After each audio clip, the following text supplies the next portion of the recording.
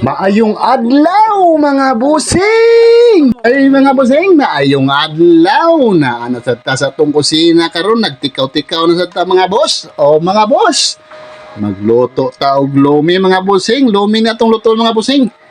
Gikan dito nagsimba mga busing. Tong dito ta sa simbahan.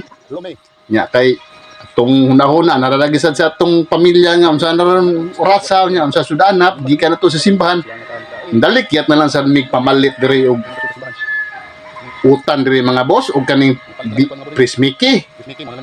O mga bossing nya naunta to isda ganina nya mao say pagsuod na mo sa simbahan nya maikog na sa kuan kay naalagi ta sa simbahan no. Mao nung diri nga mga boss dito na lang minipalit sa tindahan mga boss pag uli na mo sa gikan mi sa kuan na gani mga busing magbuwa pa gani sa simbahan gikan mi nanimba pag uli palit na lang sa mig para lumihon. Mo na ni mga busing, amo na lang ning gitradahan rin mga boss. Kaming duwa sa akong anak mga busing, nagtrada na ni mga busing. Oo mga busing, lami dyan ni kayo mga lumi man ni mga busing niya. Sus, lami kaya ni siya mga busing. Ay, bisag wala na ikanon mga busing, panra. Okay na kayo mga boss, busog na kanani. Mo niya mong tirada na ni paniudto karon mga boss, lumi. Kunya amo din ning gisubakan siya og manok. Mga boss, manok ni mga boss. Syempre, lumi god lami sa ning manok. Ulami sa niya baka. Nya amo sa ning daghag sili mga busing. Amo ning gitad-tad sili para muna tong ilunod. Inig kuan jud nimo sigop sa baw murag pansit. kani may lami. Kaning tunjog kag maayo ba nya. Imong tilaok murag katol-katol sa kahang. Sakto jud kay ni mga boss. Mo ning gibutangan na mong daghag sili. Mo na ni karong resulta mga busing. Luto na ni siya padung mga busing nya. Diri na nang gipanglunod na namo ni mga lamaser sa kinabuhi ani mga busing. Nya magluto day kana ni mga busing imo jung daghan-daghanon nig sabaw mga boss kay kung imo ra ning gamayog sabaw dali ra kay nimo uga. O mga busing dali ra kay nimo uga mo imo jud ning sabwag daghan. Kanang bulangoy yung barko ba. Nani ba mga boss para di jud siya maka surok dayog dali kay kani mga bihon mga nani prismiki dali kay ni musigop og mga tubig mga boss mo ni daghanon jud nimo nig sabaw. Ang nakapait lang naning among luto mga boss karon. Sa rabbit ba? Perti nimong namong dali-dali ani kay gutom na biya kay unsa naman na oras. Hapit naman nala una, plus 12 naman kape ni.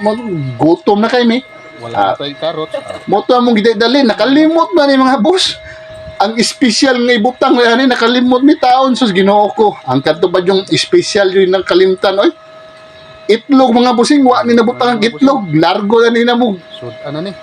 Dito. kaon na yun hukad kay grabe naman gutuman niya pagkabaw na mo nga unsa man ni wa man ni itlog awa na nahukad na saon naman nga nahukad naman ni di na lang nato ni butang itlog larguhon na nato ni kaon wala na jud na mo nabutang ang itlog mga boss mga kuan ra jud ni mga lamas ra jud mo nabutang na ni wa pa jud ni carrots walay kuan kani ra jud dahon ra jud mga busing.